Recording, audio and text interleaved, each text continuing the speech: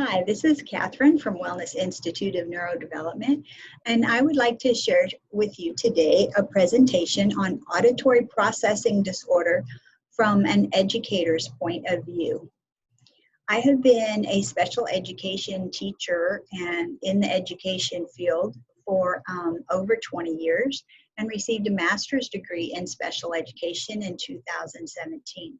And I hope some of this education and experience that I share with you can be helpful.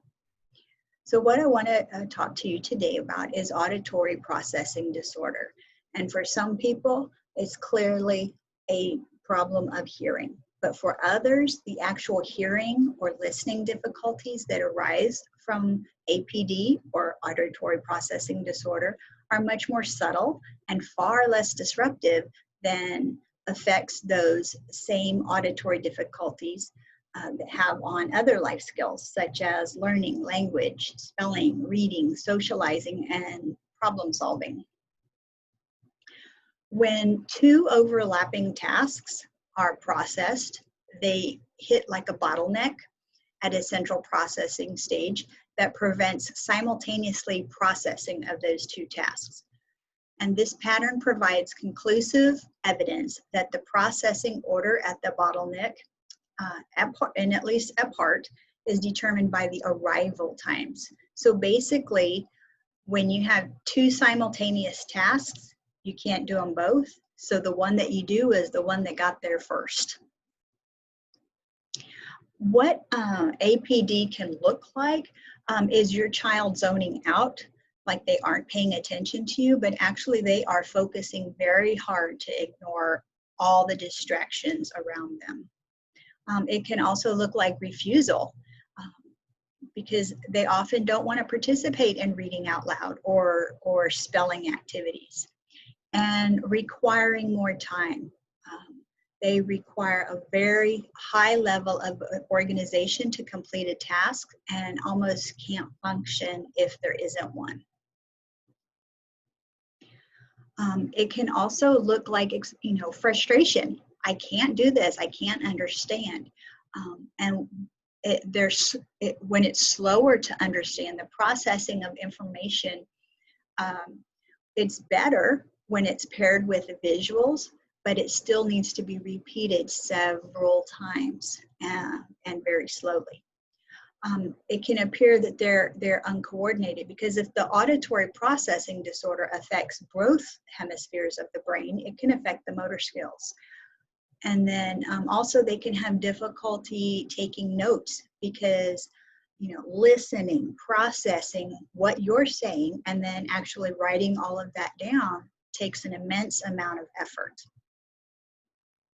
So don't assume that they're just ignoring you or saying, oh, I don't understand, just to get out of things. If they say, I don't understand, they might truly not understand. So be patient and repeat the directions with different words, not just at a louder volume, because it's usually not the ears that are the problem. It's the processing of the information that is the problem. And be understanding, because it takes a lot of energy to focus and ignore all the distractions in a classroom or life setting. So some different ways that you as parents can help are by providing graphic organizers like Venn diagrams, or there's tons of graphic organizers to help them organize their thoughts. Chunking information, so we break it down into very small pieces instead of giving them a whole big long laundry list of things. We just give them a short amount. Also, it can be very helpful to present information in different ways. So if you're talking to them, you can use visuals, or writing and visuals, or that can be very helpful. Highlighting keywords or important information until they can learn how to do that themselves. Because they often don't know what's important and what's not important.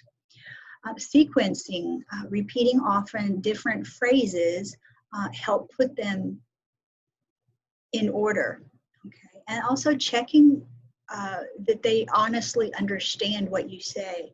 Having them repeat it back to you is an excellent way of just making sure that that information really got processed.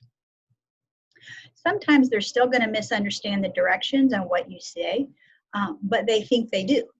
They think they understand, and so they'll proceed, you know, writing, doing whatever it is, and they'll be wrong, and it's like, oops, you know, I made a mistake. What is different is that a person with APD, it's not necessarily that what they do is different, it's just how often that these things happen. Often they will not include important information until later because they forgot about it. And they didn't forget about it intentionally, but just because they can only remember so much at a time. So many, many times they'll come back after the conversation is over and say, oh, by the way, and they're not doing that on purpose to make you angry. So here are some references that I've used, okay? But as always, feel free to contact me for some more information or anything that you would like to share at info@wellneuro.com. Thank you.